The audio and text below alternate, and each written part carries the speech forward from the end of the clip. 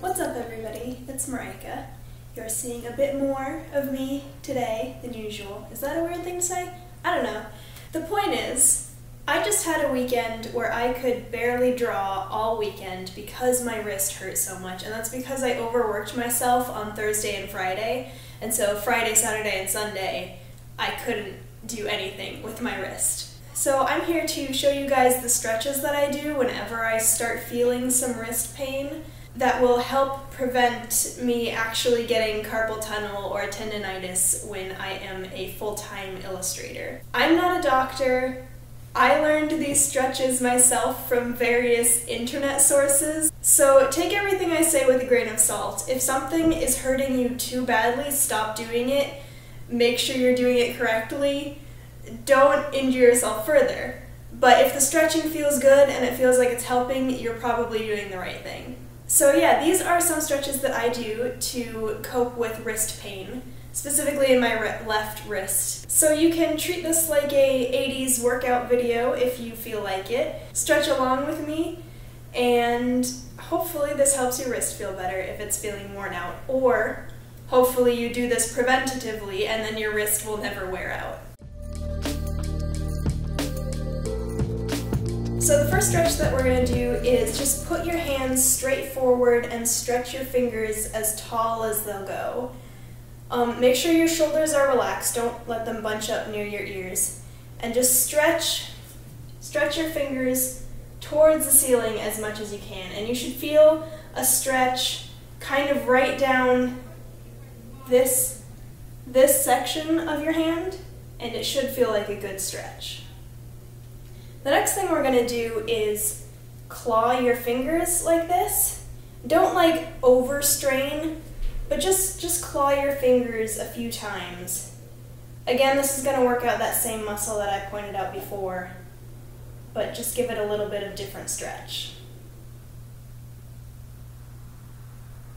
Next, we're just going to make a fist with your hands, kind of like your Superman. And just hold the fist there for a minute. It's not a complex one, but it's important to just make sure your fist works.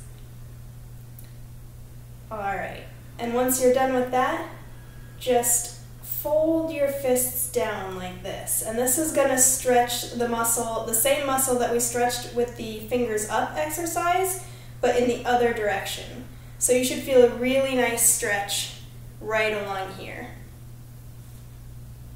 Alright, and now this one looks a little bit stupid. I mean, these all look a little bit stupid, but they help in the long run. So bring your elbows down like you're holding on to a shopping cart in a really prissy way, and just hold it in that position a little bit more. It's just varying the stretch a little bit. Alright, and the next thing we're going to do is put your elbows out and roll your first knuckle in towards your sternum or your belly button. And this kind of stretches out the outer part of your hand and also the underside of your wrist a little bit. So curl your first knuckle towards your belly button with your elbows straight out. Alright, shake out your hands a little bit. The next one we're going to do is put your thumb inside your hand and grab it. Don't punch anything like this, you'll hurt yourself. But with your thumbs inside your hands, take your hands and pull your thumbs down a little bit. And put your hands straight out while you do this. Again, remember to relax your shoulders. Pull your thumbs straight down, and this will stretch the tendon going from your thumb to your wrist. So you should feel a stretch right on top of your fist there. Again, hold each of these for 8 to 10 seconds. Alright, and the next one we're going to do also involves folding your hands. So you take your hand and you fold it once at the wrist and once at your knuckles, and then with your other hand, hold it there and pull your hand towards you. And this will stretch a tendon along the middle of your wrist right here. So if you just pull that towards you, it should feel really good. This is one of my favorite stretches to do. This is usually the one that I'll do when I'm feeling pain in the computer lab or something, because it's nice and simple and it just gives you a really good stretch across your hands. And I usually focus mainly on my left hand, but you should do these on both of your hands, like mirror each exercise on both of your hands. The next one we're going to do is take your hand, like in the first exercise we did, lift your fingers high to the sky, but then kind of put your arm down at a 45-degree angle from yourself, and take your neck and take your head the opposite way. So you're making a line across your body with your neck and your arm, and then trying to get your fingers to go kind of at a 90-degree angle from the rest of your body. And this is a great stretch for the tendon on the underside and the overside, and you really feel it in your neck as well. Alright, the next one we're going to do, let me move the camera a little bit.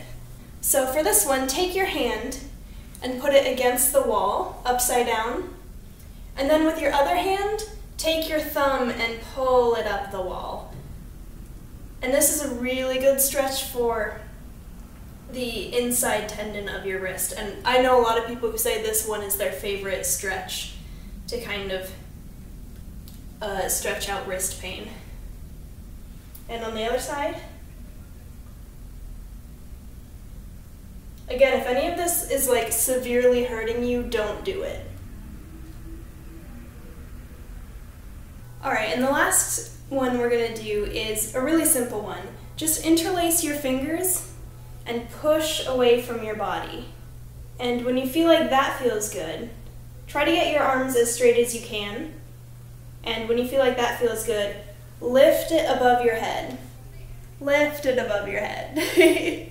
And then when you've held that for 8 to 10 seconds, you can take your fingers apart and just let your hands, plant. Just let your hands kind of fall to your sides. And remember, keep relaxing your shoulders and neck throughout all of this. So that's all the stretches that I do. Other important things to keep in mind while you work so that you don't get carpal tunnel and tendonitis, just some quick tips here. If you look at a screen while you work, elevate it so that you're not like hunched over looking at your screen. You're sitting straight and your chin is level with the ground while you're staring at your screen. So get a laptop stand. I know people who just get like stacks of copy paper or books to put their laptop or computer monitor on top of, but just elevate your screen so that you're not hunched over all day with your neck staring down at a screen. Another important thing is to make sure in whatever chair you're in that your feet touch the ground. Because whenever chairs are too tall for me, I always end up like sitting on my feet or like contorted into weird positions to try to just maintain my balance.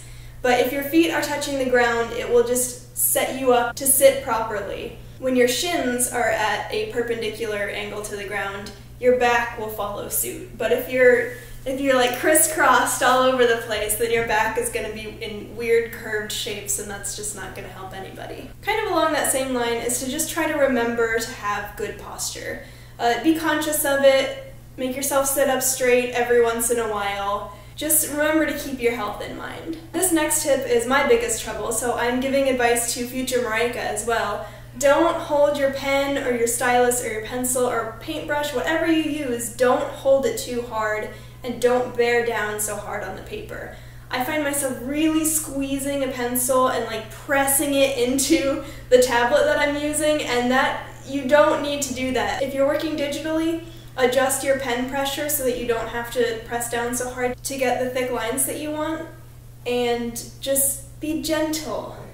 And my last piece of advice for avoiding wrist pain is to take breaks. I use something that I think is called the Pomodoro method, where you work for 25-minute increments and then you take 5-minute breaks. And it's supposed to not only improve your concentration, but it also gives your wrist a break every so often as well.